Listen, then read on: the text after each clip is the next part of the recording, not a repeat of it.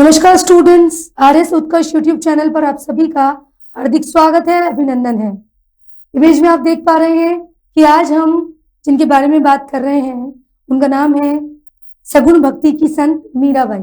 मीराबाई से रिलेटेड जो भी क्वेश्चंस हैं आरपी से जितने भी अब तक पूछे हैं उनको ध्यान में रखकर ये एक छोटा सा सेशन होगा संत मीराबाई के बारे में। तो स्टूडेंट जो चीजें जो फैक्ट्स मैं बताऊं वो आप याद कर लीजिएगा। इस आज के सेशन में हम लोग मीराबाई के बारे में संपूर्ण जानकारी रखेंगे और दूसरी बात इनकी प्रमुख जो रचनाएं हैं, इनका जो जीवन परिचय है वो हमें याद रखना है। तो देखिए मीराबाई, इनके हाथ में आपको दिख रहा है ये वाद्य यंत्र, जो कि मैं वाद्य यंत्र में बता चुकी हूँ, तत्वाद्य यंत्र। तत्वाद्य यंत्र इसलिए क्योंकि इनके जिन्होंने जो हाथ में ले रखा है वाद्य यंत्र उसमें तार है और तार वाले वाद्य यंत्र को क्या बोलते हैं? तत्वाद्य यंत्र। चलिए स्टार्ट करेंगे क्लास। ये देखिए, ये है तत्वाद्य यंत्र जिसे कहते हैं एक तारा। नारद जी और मीराबाई किस प्रकार का वाद्य यंत्र है? तत्वाद्य यंत्र है, क्योंकि इसमें तार है। तो ये याद रखना, मीराबाई जिस वाद्य यंत्र का प्रयोग करती हैं वो तत्वाद्य यंत्र है और उसमें भी एक तारा जिसे कहते हैं। ठीक है, तो ये है हमारी मीराबाई, इनके बारे में डिस्कस करेंगे स्टूडेंट्स।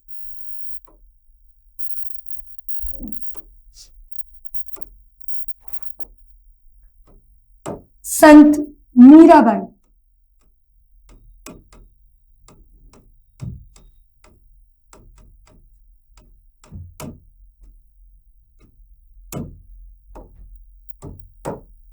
देखिए, सबसे पहले तो अगर हम बात करें कि आपसे वन लाइन में ये पूछ लें कि राजस्थान की राधा किसे कहते हैं, तो राजस्थान की राधा मीराबाई को कहते हैं।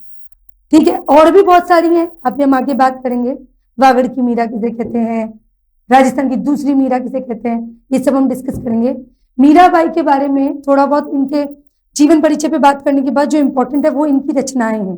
तो इनसे जुड़े हुए जो फैक्ट्स हैं वो आज के इस सेशन में आप लोगों को याद करने हैं। तो सबसे पहले शुरुआत करेंगे क्या कि राजस्थान की राधा, इस तरह से संत वाले चैप्टर में मैं हर चीज आपको बहुत अच्छे से करवाई दूंगी, लेकिन आज सिर्फ हम पर्टिकुलर संत में मीराबाई की बात करेंगे। एरो लगा लगाकर आप समझते जाइएगा, चाहे तो लिखते जाइएगा।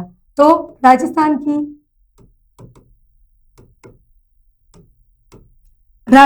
राधा किसे कहते हैं? मीराबाई। सगुण भक्ति की संत। सगुण और निर्गुण में आपको बेसिक फर्क पता होना चाहिए।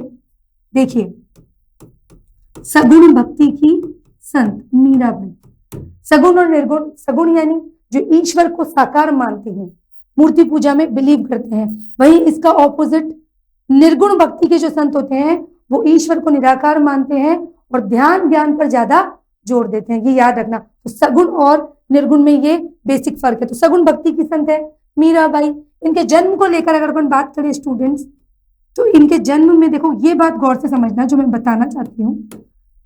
आप सबको पता होगा 1498 1498 ईस्वी में कुड़की, वर्तमान में ब्यावर, कुड़की ब्यावर में, ये नाम याद रखना, 1498 ईस्वी कुड़की ब्यावर में। इसके अलावा एक चीज और याद रखना, वो ये कि अगर आ जाए प्रोफेसर कल्याण सिंह शेखावत के अनुसार मीराबाई का जन्म कहाँ, किसे माना गया है, कहाँ का माना गया है, तो ये याद रखना मोस्ट इंपॉर्टेंट बात, इनका जन्म बाजोली गांव नागौर, यही इंपॉर्टेंट है। आपको कुड़की आपको पता होगा, बाजोली पता होगा, पर ये याद रखना किसके द्वारा? प्रोफेसर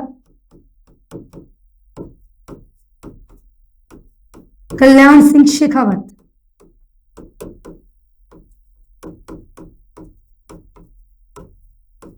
इनके अनुसार मीराबाई का जो जन्म है वो बाजोली गांव नागौर में हुआ। कुड़की ब्यावर सबको पता है 1498 और प्रोफेसर कल्याण सिंह शेखावत के अनुसार बाजोली गांव नागौर। इनकी एक रचना है जिसमें ये देखिए किसमें कहा गया है, ये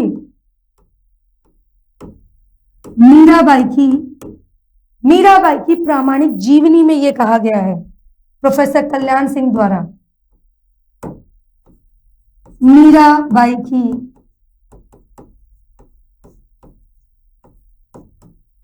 प्रामाणिक जीवनी।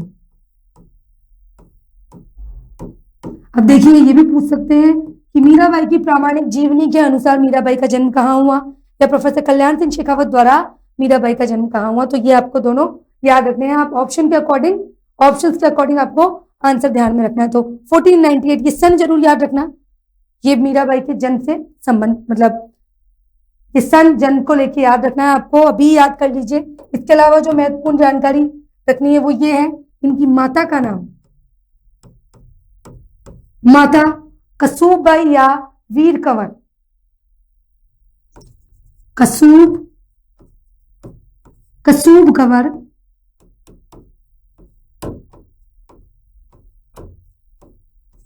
वीर कंवर, वीर कुंवरी याद रखना भाई। जब मीराबाई बहुत छोटी थी तो काफी छोटी उम्र में ही माता की मृत्यु हो गई थी, और इनका जो लालन पालन किया था वो इनके दादा राव दूदा ने किया था।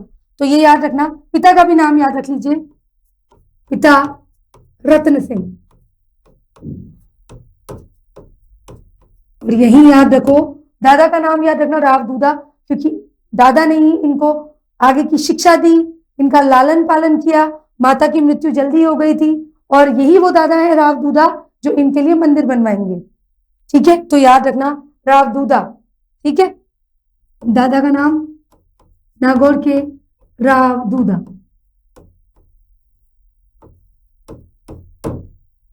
ये आप बेसिक जानकारी मीराबाई के संबंध में आपको पता होनी चाहिए। इसके बाद में 1516 ईस्वी में स्टूडेंट्स, इनका विवाह हुआ था। महाराणा सांगा के ज्येष्ठ पुत्र थे जिनका नाम था भोजराज। 1516 ईस्वी, महाराणा सांगा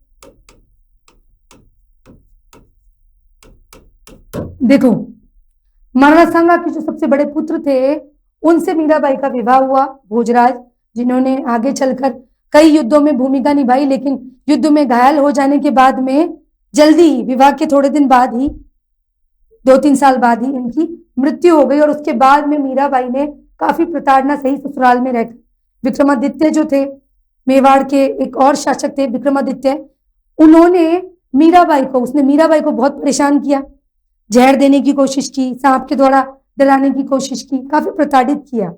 और जब महाराणा सांगा की मृत्यु हो गई तो मीराबाई बहुत ही ज्यादा परेशान हुई, बहुत प्रताड़ित हुई मेवाड़ में रहकर, और आगे चलकर उन्होंने ये मान लिया कि मुझे कृष्ण भक्ति को ही अपनाना है। और तुलसीदास जी की सलाह पर मीराबाई कहाँ चली गई, आगे जाके वृंदावन चली गई।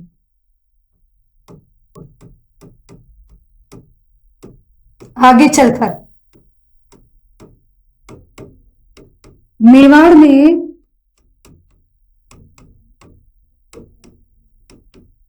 विक्रमादित्य द्वारा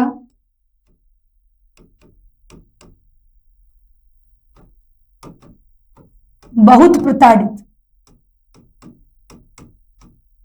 यही ब्रैकेट में लिखती हूं तो एक कहानी की तरह आपको समझ में आ जाएगा। आगे चलकर मतलब पति व महाराणा सांगा की मृत्यु के बाद, मतलब जीवन खराब हो गया इनका। जब ये विधवा हो गई तो इन्होंने सिर्फ और सिर्फ प्रताड़ना ही देखी वहां। आगे चलकर जब प्रताड़ित हुई तो किसकी सलाह पर, तुलसीदास जी, ये याद रखना, बहुत प्रताड़ित हुई। एक कहानी के रूप में क्रमिक तरीके से हम इसको पढ़ेंगे। और इन्हीं की नहीं बल्कि मैं कहती हूँ कोई भी पर्सनैलिटी, चाहे लोक देवता हो, देवी हो, संत हो, थोड़ा क्रमिक रूप से आप चीजें याद रखने की कोशिश कीजिए। बहुत प्रताड़ित हुई और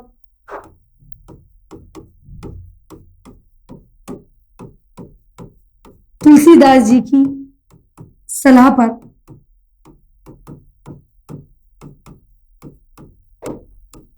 कहां गई? वृंदावन।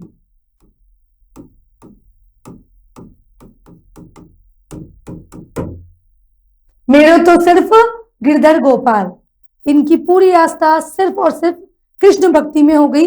तो आगे चलकर इन्होंने भक्ति मार्ग के 3 आधार बताए।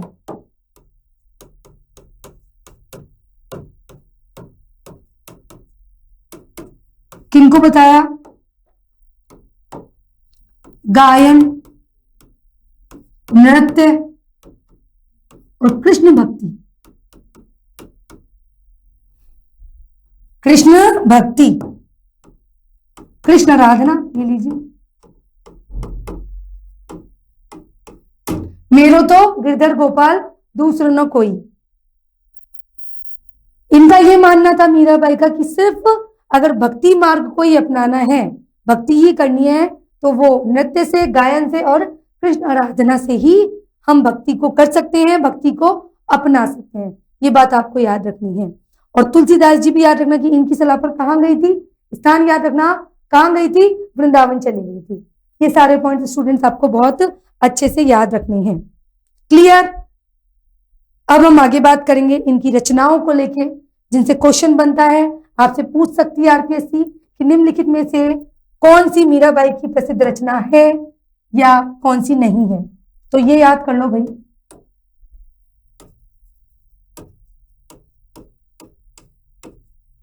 मीराबाई की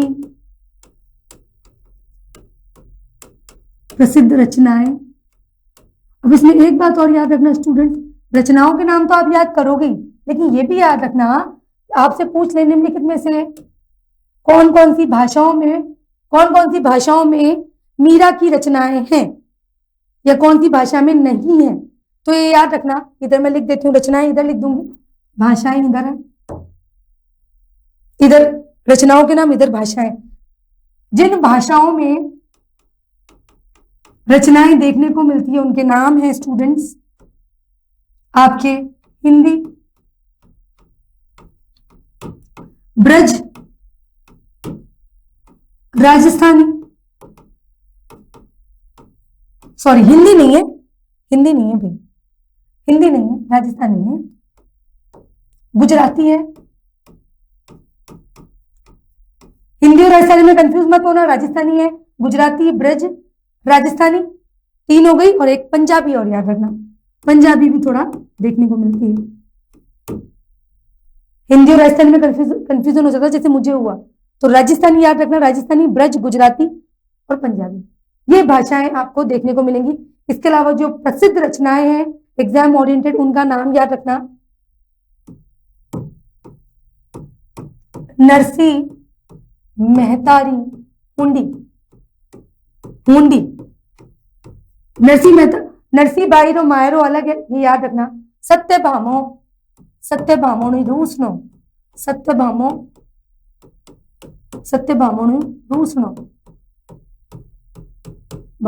रूसनो, गीत गोविंद रेड्डी का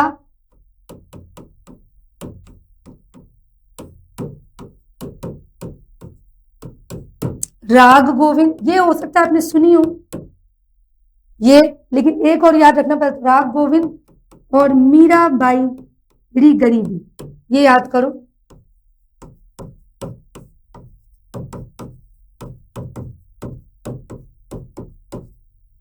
गरीबी, ये नाम याद हो जाने चाहिए। नरसी मेहतारी हुंडी, सत्य भामोनु रूसनो, गीत गोविंद रेड्डी का राग गोविंद और मीराबाई री गरीबी। इसके अलावा जो आप लोग सुनते हो वो रत्ना खाती की है, रत्ना खाती की क्या नाम है? नरसी बाईरो मायरो। पर ये मीराबाई के जीवन से संबंधित है, इसलिए मीराबाई, संत मीराबाई के उसमें हम पढ़ रहे हैं क्या कि नरसी बाईरो मायरो किसकी रचना है? मीराबाई के संबंध में तो है, पर रचना है ये आपके रत्ना खाती की। तो ये बात याद रखना। और रचना का नाम है, ये हो गई रचना है। इनके संबंध में आपको ये भाषा का नाम भी याद रखना है स्टूडेंट, भाषा।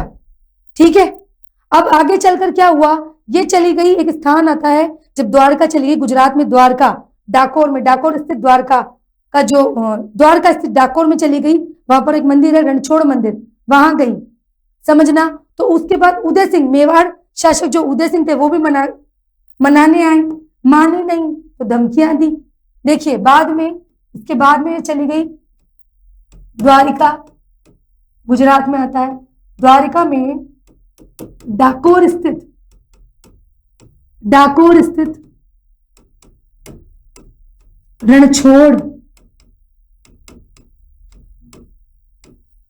रणछोड़ मंदिर चली गई।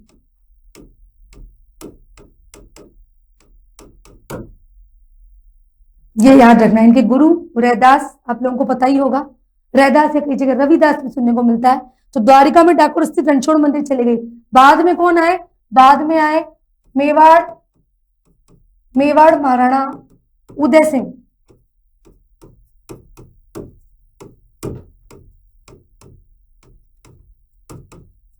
ले जाने के लिए आए, धमकी दी, नहीं मानी तो धमकी मिली।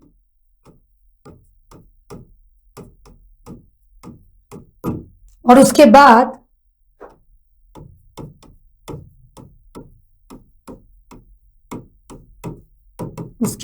मीराबाई इस तरह के माहौल में और इस तरह की चीजें देख के मीराबाई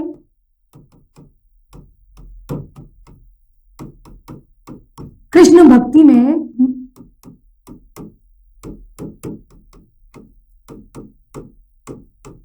विलीन हो गई। ये बात आपको याद रखनी है, ठीक है। मतलब एक तरह से उन्होंने शरीर त्याग दिया, विलीन हो गई। विलीन का मतलब या मलिन हो गई। स्थान याद रखना, द्वारिकाधीश, गुजरात, ये याद रखना, द्वारिका। 1546 की बात है ये, 1546। इन्होंने काफी पूजा की, बहुत भक्ति की। लोगों को भी यही मैसेज दिया कि भक्ति मार्ग को अपनाने के लिए क्या आवश्यक है?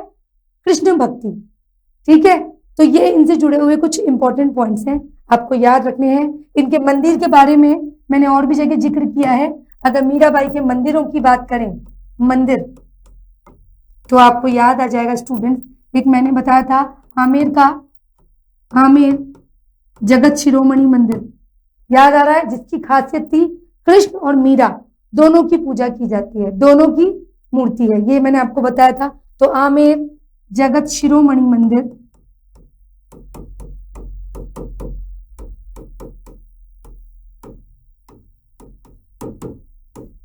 नागौर में दादूगढ़, याद रखना, नागौर में मंदिर है। इसके अलावा चित्तौड़गढ़ में,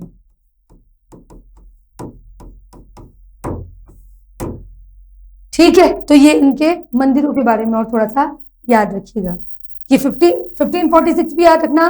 पूछ लें कि मीराबाई कृष्ण भक्ति में द्वारिका में, स्थान भी याद रखना। कब मलिन हुई? तो ये 1546। क्लियर स्टूडेंट्स, याद रह जाएगा। इन मंदिरों के बारे में मैं आपको पहले बता चुकी हूं।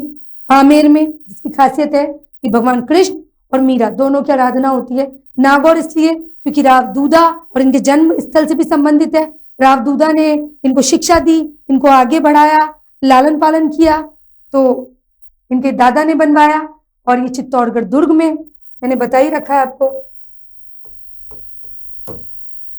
इनके संबंध में एक स्वामी, मैंने आप लोगों को पहले भी बताई थी मीराबाई के बारे में कि एक स्वामी है रूप गोस्वामी, उनके संबंध में ये कहा जाता था कि वो महिलाओं से नहीं मिलते। जब ये वृंदावन गई थी कृष्ण भक्ति करने के लिए, तो एक व्यक्ति थे रूप गोस्वामी जी, जो अपने वचन के लिए, अपनी प्रतिबद्धता के लिए जाने जाते हैं कि अडिग है वो और महिलाओं से नहीं मिलते, काफी महान थे। और जब मीराबाई ये सुनकर उनके दर्शन के लिए पहुंची वृंदावन, तो उन्होंने मना कर दिया कि मैं मीराबाई से नहीं मिलूंगा। उनके मना करने की वजह से मीराबाई काफी प्रभावित हुई और उन्होंने आगे चलकर ये मैसेज पहुंचाया कि मुझे लगता था यहाँ पुरुष इतने नहीं है, लेकिन आप यहाँ एक महान पुरुष हैं। और कहीं ना कहीं इंप्रेस किया अपने मैसेज के माध्यम से मीराबाई ने, और उनके उस मैसेज से, उस संदेश से जब वो प्रभावित हुए तो वो दौड़े चले आए और मीराबाई के दर्शन किए। न केवल मीराबाई ने उनके दर्शन किए, बल्कि उन्होंने भी जो रूप गोस्वामी जी थे उन्होंने भी मीराबाई के दर्शन किए, क्योंकि कहीं ना कहीं इन बातों से उनका जो प्रण था महिलाओं से न मिलने का, वो टूट गया। तो रूप गोस्वामी जी, मैं यहां लिख देती हूँ, रूप गोस्वामी जी की एक कहानी जुड़ी हुई है।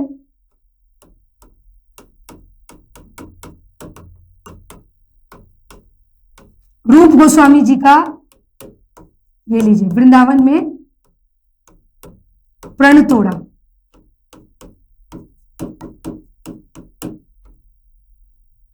ठीक है, चलिए इसके अलावा कुछ और 2-3 फैक्ट्स हमें याद रखने हैं। एक तो देखिए, ये हो गई हमारे राजस्थान की क्या, राजस्थान की राधा मीराबाई, जो मैंने स्टार्टिंग में बताया। इसके अलावा आपको याद रखना है, अगर पूछ ले ये तो है ही मीरा, भाई पहली मीरा तो यही है, हमारे राजस्थान की है। राजस्थान की तो दूसरी मीरा का नाम आ जाए तो पूछ लें कि राजस्थान की दूसरी मीरा किसे कहते हैं।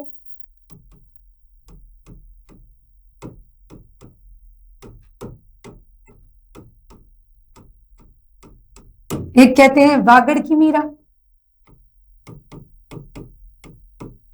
जो प्रमुख है उनकी बात कर रहे हैं हम, और एक किशनगढ़ की मीरा।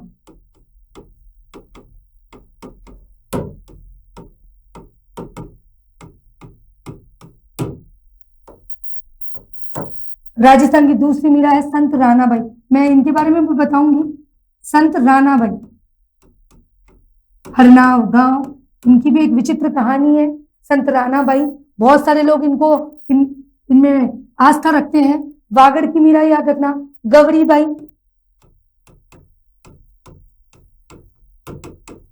डिटेल में आगे पढ़ेंगे। और किशनगढ़ की जो मीरा है वो कहते हैं एक महिला पात्र है। किशनगढ़ की जो चित्रकला शैली है उसमें मैं आपको अच्छे से बताऊंगी। किशनगढ़ की मीरा कहते हैं बणी धनी, ये याद रखिएगा स्टूडेंट्स। तो आज का जो सेशन है उसमें हमने मीराबाई के बारे में डिस्कस किया।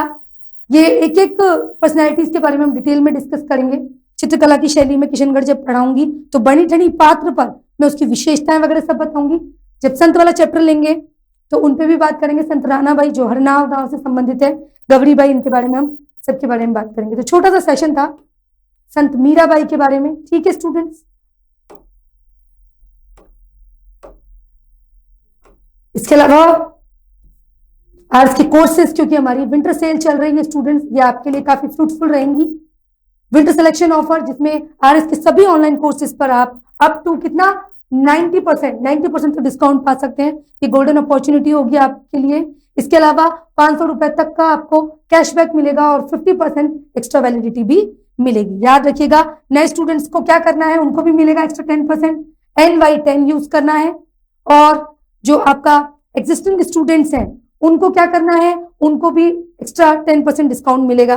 किसी भी प्रकार की और भी जानकारी आपको लेनी है तो स्क्रीन पर दिए गए नंबर पर आप कॉल कर सकते हैं। ये स्टूडेंट्स याद रखना है। हमारे जो कोर्सेज है वो है समग्र batch, live from classroom, same वही फीचर्स, 90% तक डिस्काउंट, 500 रुपए का कैशबैक और एक्स्ट्रा वैलिडिटी मिलेगी 50%। नए स्टूडेंट्स याद रखना, कूपन कोड यूज करना है NY10। ठीक है, 2 अलग अलग फीस है। निर्मल बैच 8.0 RS फाउंडेशन के रिगार्डिंग है, सेम वही फीचर्स रहेंगे। And RS prelims 2026 pre oriented है, ये लाइव फ्रॉम स्टूडियो रहेगा स्टूडेंट्स। ये बहुत अच्छा आपके लिए गोल्डन अवसर है कि आप इस ऑफर का लाभ लें। RS फाउंडेशन निर्मल 2.0 इंग्लिश मीडियम स्टूडेंट्स जिनको सिर्फ इंग्लिश मतलब English medium English oriented batch चाहिए तो उनके लिए ये फ्रूटफुल है। फतेह बैच EORO एग्जाम का फतेह बैच लाइव फ्रॉम स्टूडियो रहेगा, जिनका सपना सिर्फ और सिर्फ एग्जीक्यूटिव ऑफिसर या रेवेन्यू ऑफिसर बनना है, उनके लिए बैच बहुत ही कम कीमत में। देखिए स्टूडेंट्स केवल 2200 और 3000 रुपए। तो ये स्टूडेंट्स आप लोगों के लिए सुनहरा अवसर है। संत मीराबाई के बारे में हम लोगों ने आज की क्लास में इस सेशन में डिस्कस किया। एग्जाम ओरिएंटेड हमने फैक्ट्स जाने और ये आप लोगों को याद रखने हैं। नेक्स्ट सेशन में मैं फिर एक नए टॉपिक के साथ आप लोगों के साथ जानकारी साझा करूंगी। Thank you so much.